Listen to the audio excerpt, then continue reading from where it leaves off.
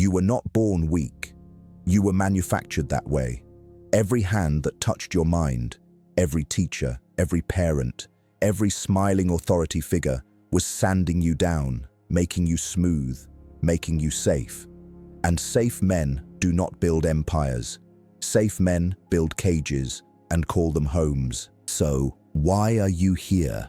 Because something inside you is rotting. You can feel it. That quiet death behind your eyes when you agree with people you despise, when you smile at things that disgust you, when you lay down at night knowing you abandoned yourself again. That rot has a name. It is called obedience without purpose. The weak man believes the world rewards kindness. The strong man knows the world rewards leverage. Kindness without power is just permission to be used, and you have been used your entire life. What follows is not inspiration. Inspiration is morphine for men who refuse surgery. This is the surgery. Cold steel, no anesthesia, 10 incisions into the mind of the powerful. How they think, how they dominate, and why you never will unless you listen closely. You were warned. Number 1, the mask of control. Powerful men do not wear emotions. They wear masks carved from stone, polished by discipline, hardened by loss. Every smile is calculated. Every silence is a weapon loaded before the conversation began. You think they are cold. They are not cold. They are controlled. And control is the currency you never learned to trade. The weak man screams when he is wounded. He bleeds openly and calls it bravery. The strong man takes the blade, looks down at the wound, and continues walking. Not because he feels nothing, because he decided long ago that his pain would never become another man's advantage. That decision separated him from you forever. You were taught that vulnerability is strength. That is the greatest lie ever sold to men without power. Vulnerability is a door, and every door you open for the world is an entry point for those who will destroy you. The powerful reveal nothing until revelation serves a purpose. Their hearts are vaults. Their words are keys they rarely use. If you understand this, comment the phrase "stone mind" below. It means you have chosen steel over softness. Number 2, the architecture of isolation. Powerful men are alone. Not because they were abandoned, because they walked away. They studied the crowd, measured its weight, calculated its cost, and decided that belonging was a debt they could not afford. Loneliness is not their punishment. It is their foundation. You surround yourself with people who make you comfortable. They surround themselves with people who make them dangerous. Every relationship in their world is an equation, not heartless, strategic. They love deeply, but never blindly. They trust selectively, and even that trust has an expiration date written in invisible ink. The weak man fears being alone. He fills his life with noise, friends who drain him, lovers who distract him, crowds that validate his emptiness. He mistakes volume for value. He calls a full room a full life. But when the room empties, he discovers he is hollow. He always was. The strong man builds in silence. He removes every voice that does not sharpen him. He sits in dark rooms with his own thoughts and does not flinch. He has learned the one lesson most men die without understanding. The man who cannot sit alone with himself will fall for anything that offers company. Isolation is not weakness. Isolation is the forge. Steel is not made in comfort. It is made in fire, hammered in darkness, cooled in silence. Every powerful man you admire was shaped in a season where no one was watching, no one was clapping, and no one was coming to save him. They did not pray for rescue. They became the rescue. They buried the version of themselves that needed approval and built something colder, something harder, something that could stand in any storm without asking permission to survive. That is the architecture. That is the blueprint you were never given. So look around you. Count the people in your life. Now ask yourself a question that will burn. How many of them would exist in your world if you stopped being useful? How many stay because of what you give, not who you are? The answer is your first wound. Let it bleed. The powerful already know their number. They counted long ago, and they made peace with it the way a surgeon makes peace with blood. It is simply part of the work. Number 3, the economy of silence. The powerful do not speak to be heard. They speak to shift the room. Every word is a transaction. Every sentence carries a price. They understood something you never did. That silence is not the absence of power. Silence is power in its most concentrated, most terrifying form. You talk when you are nervous. You explain when you are guilty. You overshare when you are desperate for connection. The powerful watch you do all of this, and they learn everything they need. Your mouth is their intelligence report. Your need to be understood is their open wound to press. The weak man believes that speaking first means leading. He fills every silence with noise because emptiness terrifies him. He confuses talking with authority. He mistakes volume for dominance. But the man who speaks first in a negotiation has already surrendered his position. He showed his cards, while the other man showed nothing. The strong man lets the silence stretch until it becomes unbearable for everyone except him.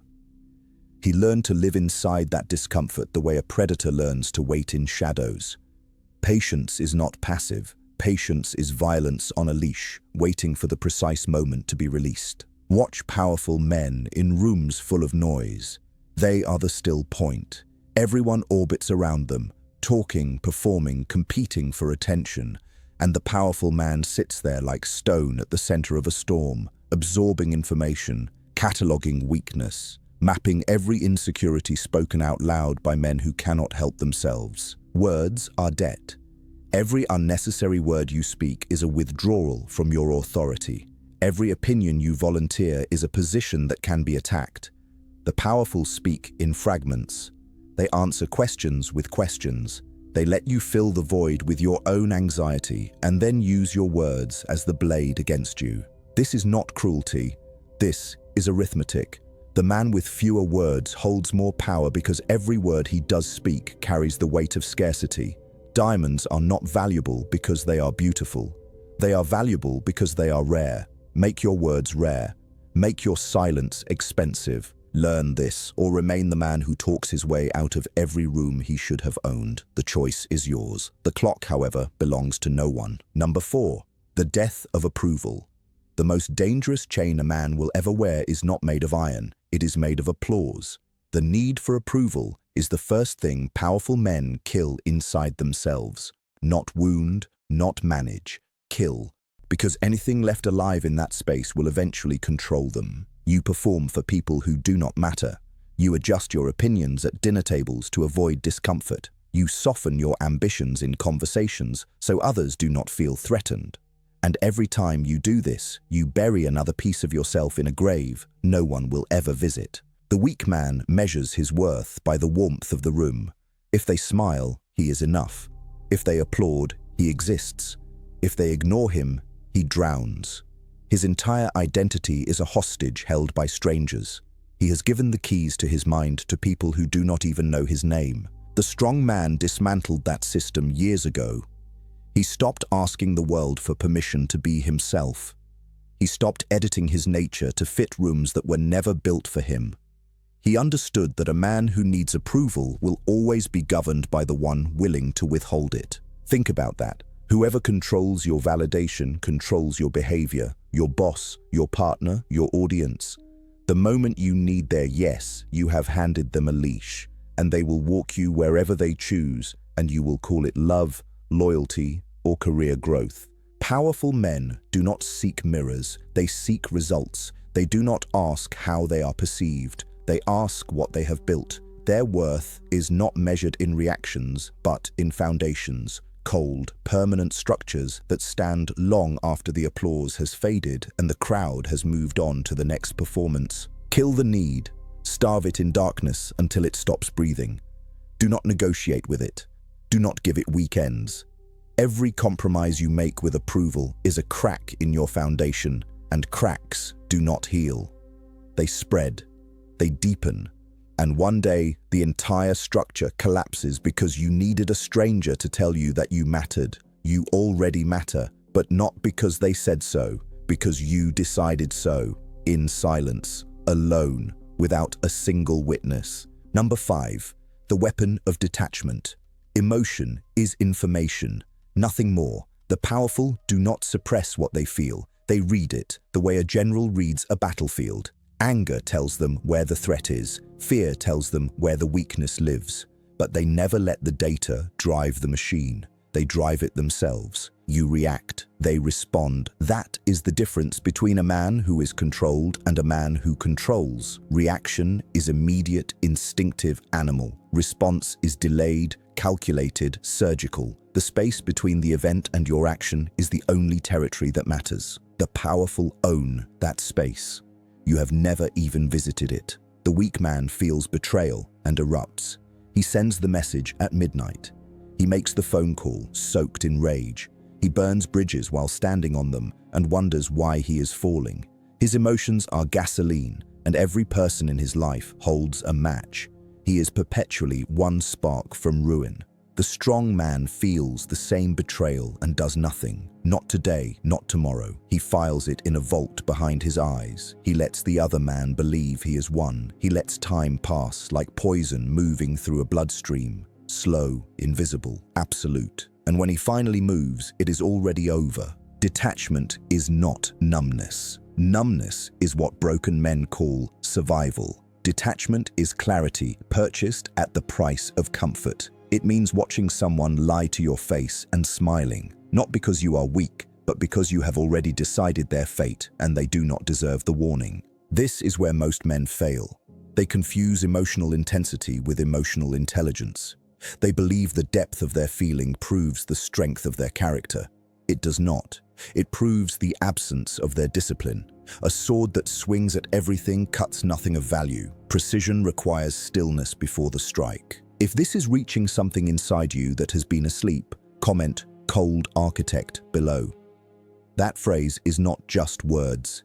It is a declaration that you are done being governed by reactions that serve everyone except yourself. It is the first brick in a wall that no one will breach. Master detachment or remain a slave to every feeling that passes through you.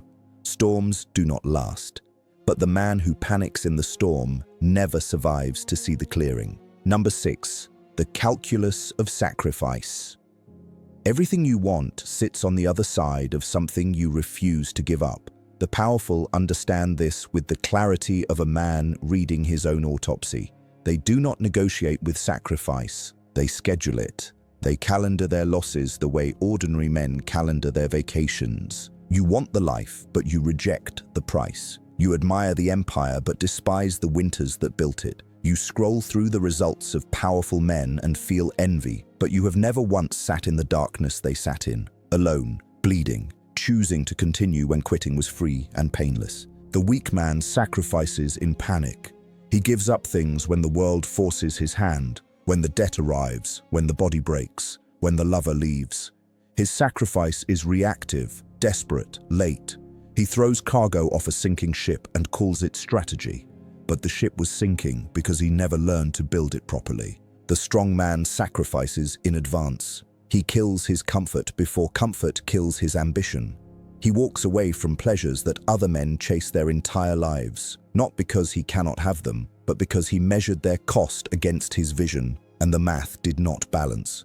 His discipline is not punishment, it is architecture. What have you sacrificed this year that actually made you bleed, not convenience, not minor adjustments? What did you place on the altar that genuinely cost you something? A relationship that was warm but directionless, a habit that felt like home but was slowly burying you, a version of yourself that everyone loved but you had outgrown. If the answer is nothing, then nothing is exactly what you have built. The universe does not give without taking. Every powerful man has a graveyard behind him, filled with old selves, dead friendships, abandoned comforts, and versions of happiness that were too small for where he was going. He does not mourn them. He honors them by becoming what their death made possible. Sacrifice is not loss. Loss is what happens to you. Sacrifice is what you choose. And the distance between those two words is the distance between the man who is dragged by life and the man who drags life behind him in chains. Choose your altar, or the world will choose it for you. And the world is never generous with its selections. Number 7, the doctrine of enemies. A man without enemies has never stood for anything. The powerful do not avoid conflict. They engineer it. They understand that enemies are not obstacles, they are mirrors. The quality of the man hunting you reveals the altitude at which you fly. Small enemies mean a small life.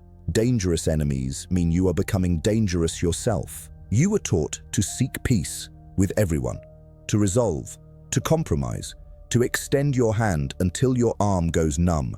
But the powerful learned a different lesson carved into them by betrayal. That some men are not confused, they are committed to your destruction, and you cannot negotiate with a man who has already decided you must fall. The weak man wants to be liked by his enemies. He texts them after the war, hoping for closure. He rewrites their cruelty as misunderstanding because the alternative, that someone genuinely wished him harm, is a darkness he cannot stomach. So he forgives without being asked and calls it evolution. It is not evolution. It is surrender wearing a spiritual mask. The strong man studies his enemies the way a surgeon studies disease. He does not hate them. Hatred is expensive and inaccurate. He observes them. He maps their patterns, their insecurities, their pressure points. He lets them believe they are invisible while he memorizes every move they make. When the moment comes, he does not strike with anger. He strikes with information. Never announce your enemies. Never name them publicly. Never give them the dignity of your attention where others can see. The powerful fight wars that no one knows are happening. By the time the world notices, the outcome has already been decided in quiet rooms, behind closed doors, through moves that looked like accidents but were choreographed months in advance. Your enemies will teach you more than your friends ever could. Friends show you who you are when you are safe. Enemies show you who you are when the foundation cracks and the walls start bleeding. They test the architecture of your mind in ways that love never will and comfort never can. Do not pray for the absence of enemies. Pray for the intelligence to recognize them before they recognize you. The graveyard of failed men is filled with those who trusted smiles that were sharpened behind their backs. Number 8. The religion of discipline.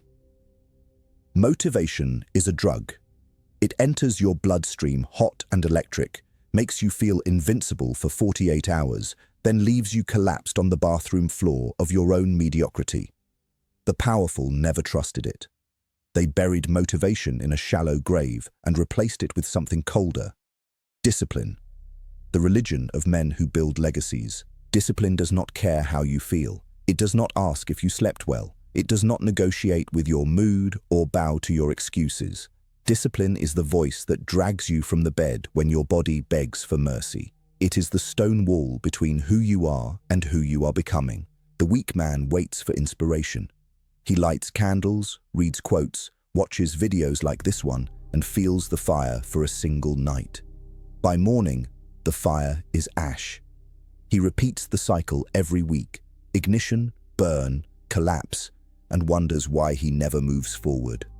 He is addicted to the spark, but terrified of the furnace. The strong man does not wait. He does not need fire because he became the furnace years ago. He operates on systems, not sensations. His body moves before his mind agrees. His schedule is carved into his nervous system like scripture into cathedral walls. He does not rise because he wants to. He rises because the man he is building does not accept alternatives. You romanticize the grind. You post about it. You speak about waking early as though the hour itself holds power. It does not. The hour is meaningless without the intention behind it. A man who wakes at 4 to scroll his phone is no different from the man who wakes at noon. Discipline is not the clock. Discipline is what you do when no algorithm is watching. Every powerful man has a ritual the world will never see, a practice performed in total darkness, in silence, without applause, and without witnesses. That ritual is the engine, not the public performance, not the results others admire, the invisible repetition, the 10,000th rep that no one counted, the cold morning that no one documented, the decision to continue that no one will ever applaud. Build your ritual or borrow someone else's life. There is no middle ground. There is no half discipline. You are either the cathedral or you are the dust it was built upon. Choose now. Number 9. The final architecture. You have listened this far. That alone separates you from the men who clicked away when the truth became uncomfortable. They left because comfort called them back. You stayed because something inside you, something buried beneath years of conditioning, refused to let you leave. That thing has a name. It is called potential under pressure. But knowledge without execution is decoration, a library inside a burning house. You now know how the powerful think, how they detach, how they sacrifice, how they weaponize silence and solitude. The question that remains is the only question that has ever mattered. What will you do when this video ends and the silence returns? The weak man will feel inspired. He will screenshot a quote. He will tell a friend about this video. And by midnight, the architecture will already be crumbling because he mistook consumption for construction. He watched the blueprint, but never picked up a single stone. He is the same man he was 11 minutes ago, only now he is a more informed version of the same failure. The strong man will close this video and begin, not tomorrow, not after one more episode, one more scroll, one more negotiation with his own cowardice. He will begin tonight, in the dark, without announcement, without applause. He will place the first stone in absolute silence, and he will not stop until the structure stands or his body gives out, whichever comes second. This is your fracture point, the exact moment where your future splits into two roads that will never intersect again. One road is warm, familiar, populated with men who chose safety and died with full hearts and empty legacies. The other road is cold, dark, and walked alone. But at its end stands something permanent, something carved from discipline and loss that the world cannot ignore. If you have made it here, comment "I am the architect" below, not as performance, not as motivation,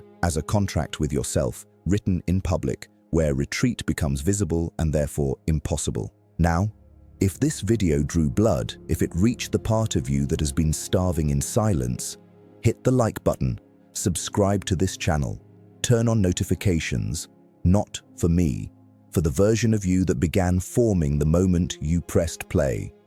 The architect does not repeat himself, but he always returns. Stay sharp, stay cold, stay building. Number 10. The dark mechanics. Here is a fact that will poison your sleep tonight. Studies in power psychology reveal that the human brain physically rewires itself when a person gains authority. The prefrontal cortex, the region responsible for empathy, begins to dim. Power literally erases your ability to feel what others feel. The powerful do not become cruel. Their biology evolves past compassion. Here is another. Research from Berkeley confirmed that wealthy and powerful individuals are statistically more likely to lie, cheat, and violate rules, not because they are immoral, but because their brains process risk differently. Where you see consequences, they see calculations. Where you see guilt, they see inefficiency. Their conscience operates on a different operating system than yours, one built for outcomes, not apologies. The weak man hears this and calls it evil. The strong man hears this and calls it architecture. Because morality in the hands of the powerless is a chain, and morality in the hands of the powerful is a tool, deployed when useful, shelved when it obstructs the mission. You were given morality as a ceiling. They were given it as a floor to stand on. Harvard psychologists discovered that powerful individuals experience time differently. They are future-oriented, while the powerless remain trapped in the present, reacting, surviving, consuming. The powerful man has already lived tomorrow in his mind. He arrives at the future before you even realize it exists. You are living in his yesterday. The most chilling fact of all, power is self-selecting. The traits required to gain it, ruthlessness, detachment, strategic patience, are the exact traits society teaches you to suppress. You were trained to destroy the very weapons you needed to win. No one is coming to arm you. Arm yourself.